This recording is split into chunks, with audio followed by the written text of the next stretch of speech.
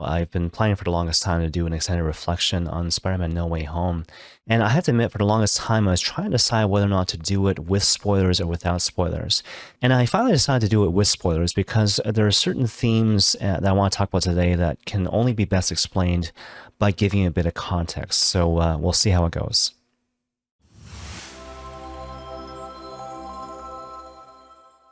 So as you probably know, Spider-Man No Way Home begins basically with the ending of the previous movie, Spider-Man Far From Home. So basically in the context of that earlier film, the chief antagonist of that movie, Mysterio, played by Jake Gyllenhaal, reveals Spider-Man's secret identity as Peter Parker to the entire world. And so again, that's how Spider-Man No Way Home actually begins. So basically to solve this particular problem, Spider-Man enlists the help of a fellow superhero, Doctor Strange, and asks him basically to cast a spell to make the world essentially forget that he's actually Spider-Man. So as you probably know by watching the different trailers and ads for the film, the spell doesn't actually work. And so while Doctor Strange is casting the spell, Peter Parker begins to have second thoughts. So rather than have everyone forget that he's Spider-Man, he's thinking, well, what about my girlfriend MJ? What about my best friend Ned? What about my Aunt May? What about you, Doctor Strange? Shouldn't these key people in my life remember that I'm actually Spider-Man? But then, of course, what happens as a result of Peter's indecision and lack of integrity is that the spell, again, is basically ruined. As a result of which, various villains start to emerge from various parallel universes, including such figures as the Green Goblin, Dr. Octopus, Sandman, Electro, and the Lizard. Now, at first, this initial problem would seem to be relatively easy to solve, and so Doctor Strange gives Spider-Man and his friends this basic mission. Go forth, capture the villains, bring them back to headquarters, at which point, basically, Doctor Strange will send them back to their respective universes. But then what happens is that in trying to carry out this particular mission, Spider-Man realizes that the fate of all these different villains is that they go back to their universes and essentially die fighting Spider-Man, and he basically can't live with himself knowing that that's going to be the case. And so during an interview for Spider-Man No Way Home, Alfred Molina, who of course played Dr. Octopus, touches on this particular point. So what he says is that if you look at the Spider-Man villains, especially the early ones, what you notice is that they begin as good people, right? So they begin as good people, but then what happens is that some accident, some tragedy, some unforeseen circumstance befalls them, as a result to which they become reluctant villains, if you will.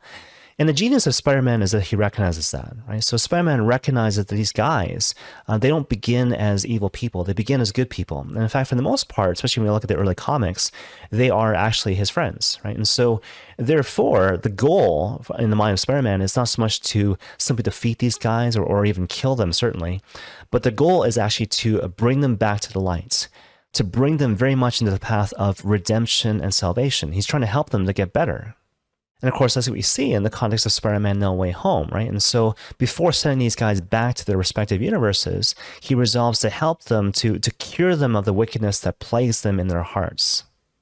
And of course, what do we find in this but shades of the Christian thing, right? And so this is a really important point for all of us, of course, to remember, right? No matter who is harming us at any particular time, no matter what they say, no matter what they do, this person is not our enemy. The enemy is the devil. The enemy is sin, right? So again, whoever is hurting me at any particular time is not my enemy. This person is someone that Christ calls me to love. And I'm called to remember that and to interact with that person as such. And so the whole idea, right, is that regardless of who this person is in front of me who is hurting me, even if they're hurting me intentionally, I got to be mindful of the fact that I'm called to collaborate with God's grace, which precedes my presence, which precedes this interaction, certainly, to collaborate with God's grace to help move this person back into the light, to bring this person back into the path of redemption and salvation, even if it begins with something as simple as, I'll pray for this person. Okay, so that's kind of the first thing. But the second thing is this. Even though Peter begins with this really noble goal to bring these different villains back into the path of grace, along the path, he is challenged to give up this sense of idealism, especially tempted by the Green Goblin, played by Willem Dafoe.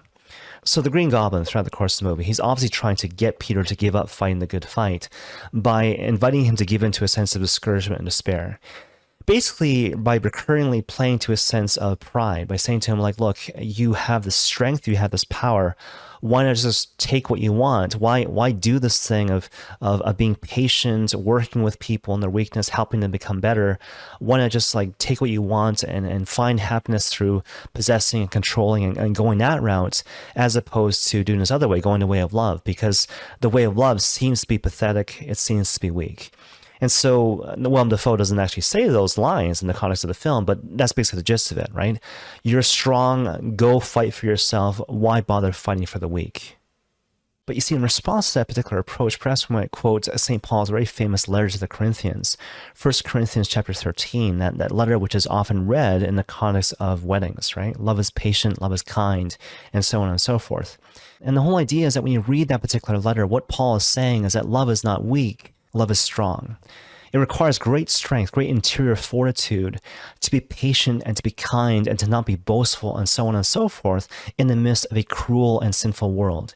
If you can hold your ground and continue to trust in God's grace and God's providence and persevere in the good in the midst of these challenging circumstances, again, that requires tremendous strength and is certainly the opposite of being weak. In any case, things really come to a head when the Green Goblin basically destroys the place where Peter and his friends are staying and then escapes with the rest of the villains.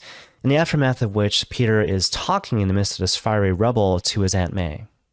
Now, at this point, Peter is extremely down on himself, and he's really tempted to give in to a deep sense of discouragement and despair. And in particular, he's thinking to himself, well, things are so much worse because I've tried to kind of help these people to get better, right? And so maybe I should just kind of say, well, it's not my problem, so give it to someone else, let these people die, if you will. But then in response, his Aunt May really challenges him. And for my money, this is the best part of the entire film, right? And so just before this speech that Aunt May gives to Peter Parker, she's just been hit by the Green Goblin's glider. And so she's injured, but Peter doesn't realize how injured she actually is. So when she says this thing to Peter, she's actually mortally wounded. She's actually dying.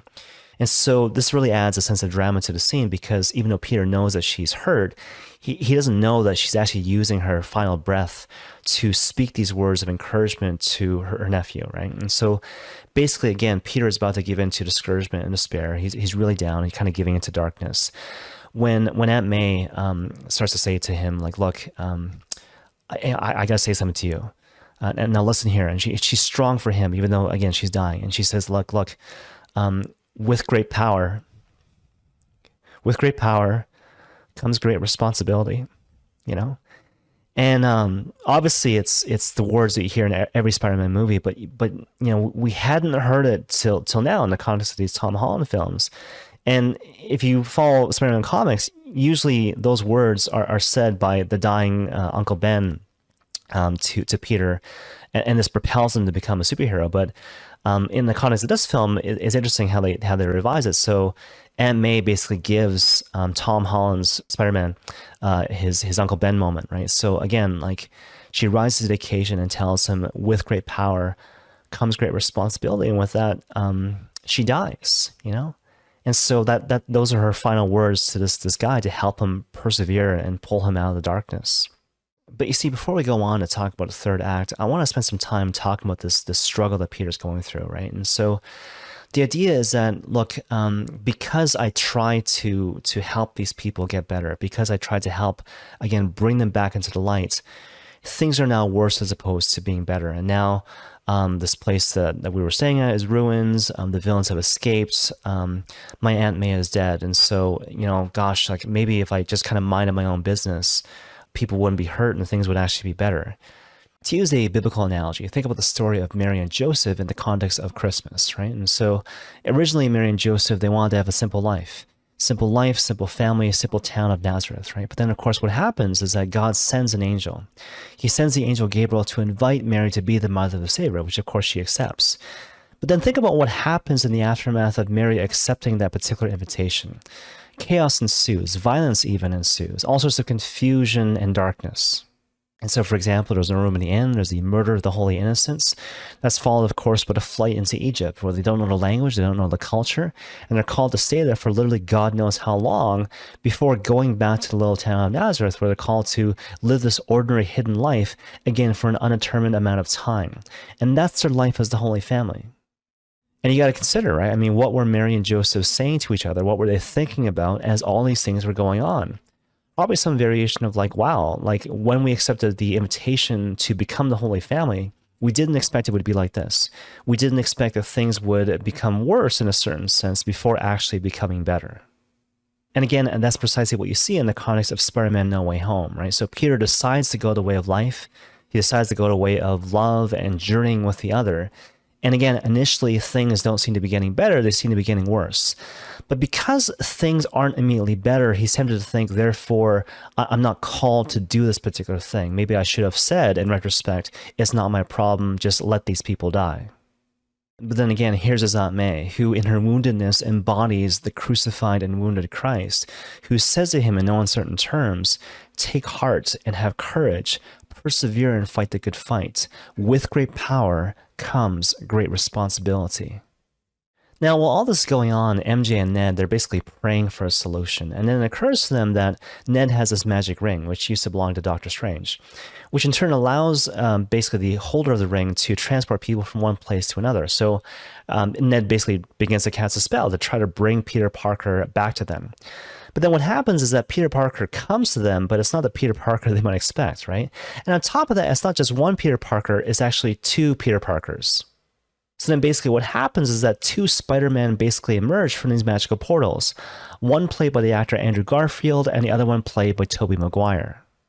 So what happens is that the four of them essentially put their minds together and they figure out where the Peter Parker played by Tom Holland basically is. And so they go to him and they find him in his sorrow. So initially MJ and Ned, they take turns embracing Peter because of course they know that Aunt May has died. And then Peter notices that there's these other two Spider-Men, right? And so one of them says, I'm sorry to hear about Aunt May. But then Peter, in this flash of anger and frustration, says, like, don't tell me you know what I'm going through. Like, don't tell me you know what I'm going through. At which point, the camera turns to the Spider-Man played by Andrew Garfield, and he kind of looks down to the ground, right? And he doesn't say anything at first. Neither of them say anything at first. But the idea is that they know, right? Because they're him. They're him. And they've gone through the same darkness, the same struggles, the same tragedy as he has gone through, right? And so they start recounting the death of their Uncle Ben. And on top of that, Andrew Garfield talks about how he allowed his girlfriend, Gwen Stacy, to die when she basically got involved in his adventures as Spider-Man, right? And so the idea is that they don't simply understand, they have come to experience the same pain that he has experienced as Spider-Man. And again, what do we see in this but parallels the Christian thing, right? Because what do we believe as Christians? When Jesus Christ suffered and died on the cross, what happened? He forever changed the nature of human suffering such that forevermore, there is no longer one suffering endured by simply yourself. There is one cross shared by two people, you and Jesus Christ. And you see, what this means, practically speaking, is that as we go forward in the context of this broken and sinful world and we experience suffering, and more to the point, we feel alone in our suffering, we have to recall this reality of who Christ is and, again, what he's done for us. Because Christ suffered and died on the cross, in reality, we are never alone. And Christ never simply sympathizes with our pain, he actually shares in it. Because, again, there is only one cross shared by two people, you and Christ the Lord. Now, as you might imagine, the movie basically ends with all three Spider-Man working together to cure these various villains of their villainy. So they develop these different cures to cure them of their wickedness and the evil that kind of lurks within. But then what happens is that Doctor Strange realizes that the multiverses which are surrounding their primary universe are beginning to encroach upon their reality. And so he's trying to think of a way to stop it. Now, at this point, Tom Holland's Spider-Man actually comes up with the heroic solution. So basically what he says to Doctor Strange is like, look, what if you cast a spell in such a way that everyone forgets about me? Will that work? Will that stop these parallel universes from encroaching upon our particular universe? But in response, Doctor Strange says, well, yeah, that'll work, but I don't want to do that. Because what it'll mean is that everyone will forget about you. Everyone who's ever loved you will forget that you are Peter Parker and that you are Spider-Man. But then, of course, Peter Parker realizes this is the only way, and so he essentially concedes to his fate. And so he says goodbye to his fellow Spider-Man, and he says this really tearful and emotional goodbye to both MJ and Ned before the spell is essentially complete. And so, again, everyone forgets that he's Spider-Man and Peter Parker. But that, of course, gives rise to the final moments of the film, right? And so basically Peter goes to this cafe where MJ is working, and he sees her, and he sees Ned, and he's about to tell MJ in particular about how he's Spider-Man and about their life together. But then he notices this bandage on her forehead. So basically, as a bit of background, MJ sustained this minor flesh wound on her forehead in the context of that climactic battle between the various Spider-Men and their corresponding villains. But now Peter Parker is drawing his attention to it, and so he basically asked her, how is that? Like, does it hurt, basically? And she says, well, it used to hurt, but it doesn't anymore. And that causes Peter to give pause. Now, at this point in the film, we're not really made privy to Peter's inner thoughts, but the subtext is basically that he comes to realize suddenly that it's probably better to let sleeping dogs lie. It's probably better that he continues to remain anonymous and a non-player, at least in the context of MJ and Ned's lives, because it keeps him safe.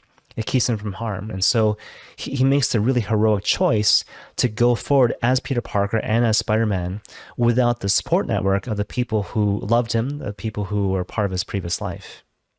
So the movie basically ends with Peter moving to a different part of New York, I believe, moving to a one-bedroom apartment and actually making himself a new suit where he basically resolves to turn the page, to start a new life as Peter Parker and as Spider-Man. And for me, when I saw these final moments of the film, I couldn't help but think about how throughout the course of these three movies, not just Spider-Man No Way Home, but also Spider-Man Far From Home, and before that, Spider-Man Homecoming, Spider-Man is learning how to become a person of love, which takes great time and takes great effort. So certainly the first stage for all of us in terms of this particular process is to realize that I got to move out of the narrow space of my own ego and move ever more fully into a stance of sacrificial love. So that's kind of the first thing. But the second thing is this, and this is what comes through at the end of the film. I got to learn to purify my sense of intention. I got to learn to purify my sense of intention. And so the whole idea is that even though it's good, obviously, to do good and noble things as opposed to evil, nefarious, and wicked things, at the same time, again, I need to purify my intention. To ask myself, why am I doing the things that I'm doing, right? Is it because of public recognition? Is it because of the immediate gratification of doing something which is good and recognized by other people? Or do I have this purity of heart which allows me to persevere in the good even though no one sees, even though no one seems to understand, and even though things seem to be getting worse in the immediate aftermath of doing that good thing? And so you see, if you pull it all together, what Peter eventually comes to at this point at the end of the film is this point of sainthood, where I am living out of the stance of sacrificial love, not because of any sort of immediate reward or recognition. I do it simply because it's the right thing to do, no matter how inconvenient or difficult that challenge might pose in terms of doing the thing that God wants me to do in the present moment. And isn't that a great lesson for all of us, especially during this time of the Christmas season? And may God bless you all.